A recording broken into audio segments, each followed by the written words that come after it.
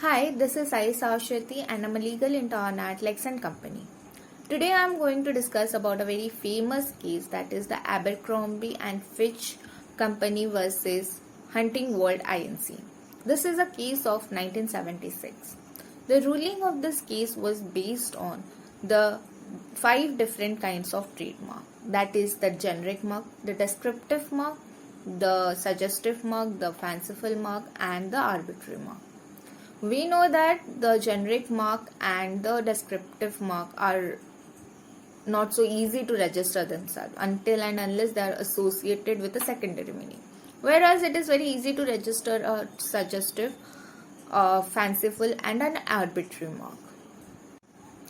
So the facts of this case was as follows. The plaintiff used the word safari as his trademark on the clothing sold by its sporting goods stores.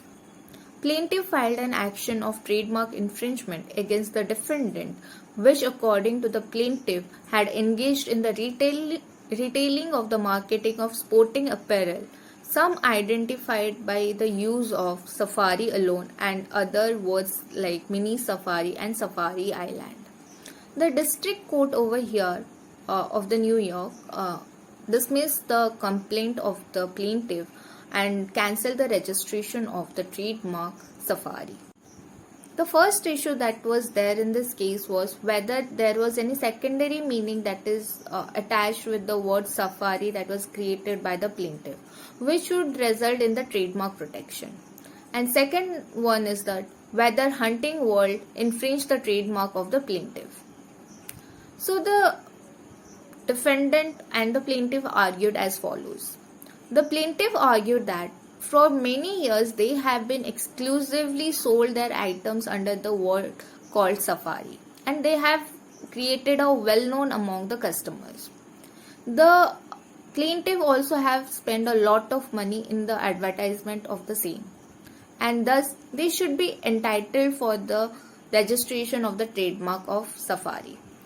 The Hunting World has engaged itself in the retail marketing of sport and apparel, including hats, shoes, and some identified good of safari, along with including the marks such as mini safari and safari island. The Hunting World Act could confuse and deceive the public, for which the goodwill of the plaintiff will be hampered.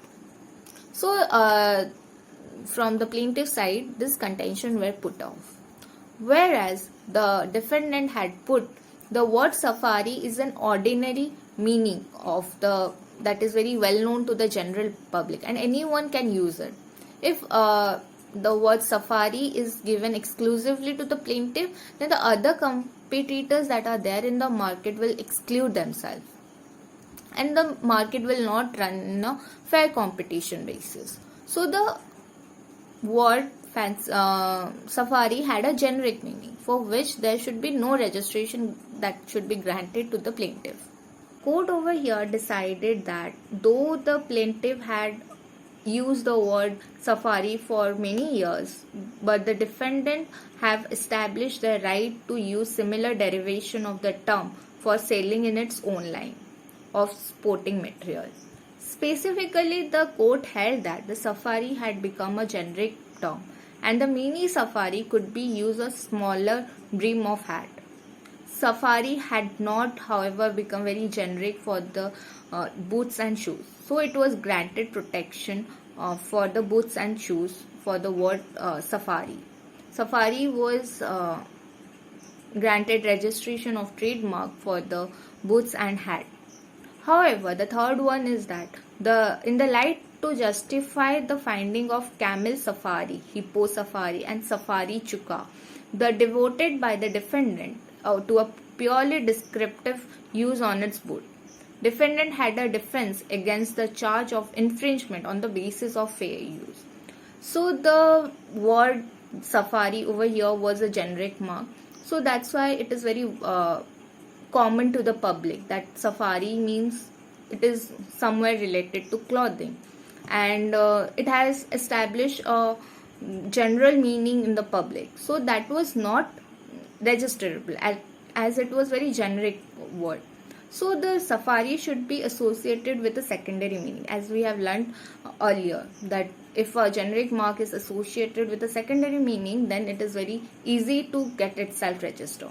Over here, Safari didn't had a secondary meaning, so the registration of the word Safari by the plaintiff was taken back.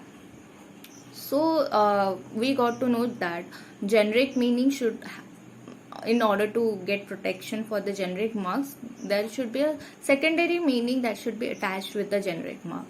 Until and unless the secondary meaning is attached to the generic mark, before that no protection can be given to the generic mark. So that's it. Thank you.